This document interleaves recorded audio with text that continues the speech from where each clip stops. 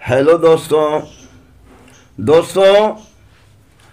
आज का विषय है यह संसार कहाँ जा रहा है। आज के लोगों की सोच कहाँ जा रही है, लोगों का विचार कहाँ जा रहा है, क्या होगा आने वाली पीढ़ी का।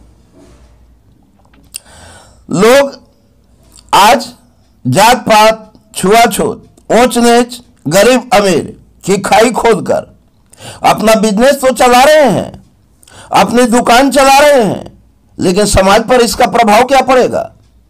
क्या आज कोई जाति है, इसका शास्त्र प्रमाण है। मनुस्मृति में लिखा गया है कि जब जन्म लेता है बच्चा तो हर बच्चा शूद्र ही होता है, लेकिन जब वह कर्म करने लगता है, व्यापार करने लगता है, व्यवसाय करने लगता है, उद्यम करने लगता है, तो वह वैश्य बन जाता है। और जो राजधर्म की मर्यादा को रखकर राष्ट्र की सेवा करता है, राष्ट्र के लिए अपने तन मन को समर्पित कर देता है, वही क्षत्रिय हो सकता है। और जब वेद को जानता है, वेद के सिद्धांत पर चलता है, दान लेता है और दान देता है और सदाचार के साथ जीवन यापन करता है, वही ब्राह्मण कहलाने का अधिकारी है। कहां है?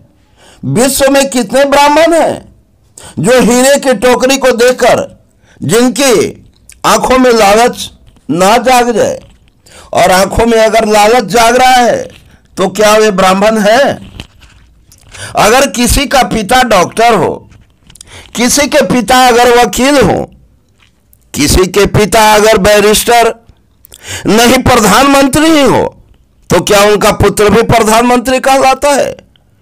और अगर पिता प्रधानमंत्री है और पुत्र प्रधानमंत्री नहीं कहला सकता है, तो फिर ब्राह्मण का लड़का ब्राह्मण कैसे हुआ, क्षत्रिय का लड़का क्षत्रिय कैसे हुआ, और वैश्य का बच्चा वैश्य ही क्यों बना, और शूद्र का बच्चा शूद्र ही कैसे बना। आज बहुत से ऐसे शूद्र हैं जो पीएचडी की डिग्री प्राप्त करने के बाद बहुत से धर्म ग्रंथ की रचना कर रहे हैं। क्या वे ब्राह्मण कहलाने के योग्य नहीं है? वो कहला सकते हैं। इस भ्रम के फंदे को फाटना है। फिर जाति आई कहां से? इस देश में शासन करने के लिए अंग्रेजों ने, ताकि हमारा शासन अधिक दिनों तक चले, उन्होंने ही जाति बनाई थी। और जानते हैं जाति का निर्माण कैसे हुआ था? जिसकी नाक चौड़ी होगी, जितनी ज्यादा चौड़ी होगी उतना ही अधम जाति का होगा, और जिसकी नाक जितनी पतली होगी वही उत्तम जाति का होगा। भला कि जाति का बंटवारा है। और 1931 की जनगणना में जातियों का क्रम 4000 से ऊपर था, और आज विभक्त होते होते 6000 जातियां हो गई है। अगर जातिगत रूप में हिंदुस्तान को बांट दिया जाएगा तो लगता है कि हर गांव और शहर बढ़ जाएंगे। क्या हिंदुस्तान का स्वरूप वही रह जाएगा? क्या हम उसे हिंदुस्तान कह सकते हैं? अगर हिंदुस्तान जग रहा है, हिंदुस्तान को जगाना है, विश्व गुरु बनाना है, तो अपनी संस्कृति को पहचानना होगा। और अपनी संस्कृति को पहचानने के लिए सबसे पहले हमें अपने धर्म ग्रंथों का रिसर्च करना होगा, क्योंकि हमारे जितने भी धर्म ग्रंथ हैं उसमें जितने भी चोर बेईमान लफंगे लुटेरे थे, उन्होंने कुछ न कुछ उसमें आडंबर प्रवेश करा दिया है। आज बहुत से ऐसे रामायण बना दिए हैं, सच्ची रामायण, जिसमें राम को नंगा फिगर दिखाया जा रहा है, लक्ष्मण नृत्य कर रहे हैं, सीता जी डांस कर रही हैं, गाना गा रही हैं। क्या यह कभी संभव है? हमारे शास्त्र और वेद का कैसा अपमान किया जा रहा है। जो सच्चे धर्म ग्रंथ हैं, जो हमारी सच्ची वेद वाणियां हैं, वो आज बच्चों को नहीं पढ़ाई जाती है। आज बच्चों को विदेशी भाषा पढ़ाई जाती है। लेकिन आपको मालूम होना चाहिए कि बहुत से पश्चिमी परिवेश में अधिक से ऊंची डिग्री लेने के बाद जब उनके मनोमस्तिष्क शांत नहीं हो रहे हैं, उनमें विकार उत्पन्न हो रहा है, वास्तविक सुख और शांति की खोज के लिए जब भारत आ रहे हैं, तो भारत के प्राचीन आर्य धर्म को अपना रहे हैं। हमारा आर्य धर्म था। भारत का मतलब होता है, भा का मतलब होता है प्रकाश, और रथ का मतलब होता है लगा हुआ, जो प्रकाश लाने में, ज्ञान प्राप्त करने में निरंतर लगा हुआ है, वही भारत है। इसका नाम INDIA नहीं है, इंडिया नहीं है। इसका जब हम अर्थ निकालेंगे तो इंडिया का कोई वास्तविक अर्थ नहीं निकल पाएगा, लेकिन भारत का स्वरूप निकलता है।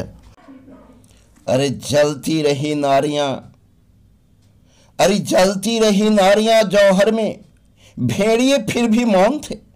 हमें सिखाया गया कि अकबर महान, तो फिर महाराणा प्रताप कौन थे? अरे सड़ती रही सड़कों पर लाशें, गांधी फिर भी मौन थे। हमें सिखाया गया कि गांधी के चरखे से आजादी आई, तो फिर फांसी पर चढ़ने वाले वो 25-25 साल के नौजवान कौन थे? अरे आज भी वो रस्सियां संग्रहालय में संजो कर रखी गई हैं, जिससे गांधी जी अपनी बकरी को बांधा करते थे। कहा गई वो रस्सियां जिस पर भगत सिंह, राजगुरु और सुखदेव हंसते हंसते झूले थे। हालात ए मुल्क देख कर रोया ना गया, कोशिश करो हजार फिर भी मुंह ढककर सोया न गया। कितने झूले थे फांसी पर, कितने ने गोली खाई थी। अरे क्यों झूठ बोलते हो साहब कि गांधी के चरखे से आजादी आई थी?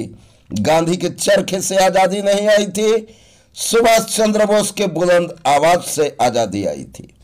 ईंट का जवाब पत्थर से दो, और अगर तुम्हें कोई तमाचा मारे तो गोली मार दो, इससे आजादी आई थी। गांधी के सपनों से आजादी नहीं आई थी। 1923 में मुसलमानों ने 2 किताबें लिखी, एक 19वीं सदी का लंपट महर्षि और दूसरी कृष्ण तेरी गीता जलानी पड़ेगी। और उन्होंने इन किताबों का खूब प्रचार किया, और किसी ने इस पर बैन नहीं लगाया, रोक नहीं लगाया, किसी ने टोका नहीं। हमारे महान महात्मा गांधी जी को जब इसके बारे में बताया गया तो उन्होंने कहा तो क्या हो गया, फिर अगर वो कृष्ण तेरी गीता जलानी पड़ेगी।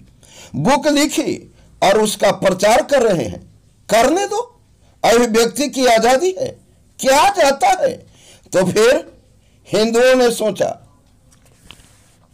अच्छा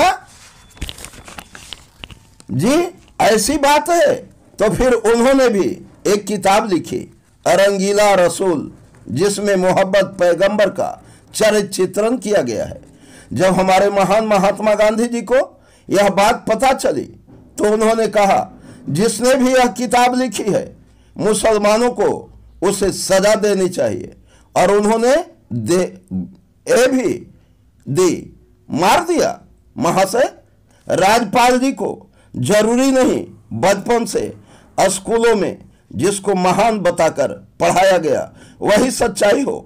हिंदुओं को अब जगाने की जरूरत है, अपने धर्म की मांग को और सच्चे सनातनी धर्म को जगाने की आवश्यकता है। हमारे सनातन धर्म में राम पैदा हुए थे, हमारे सनातनी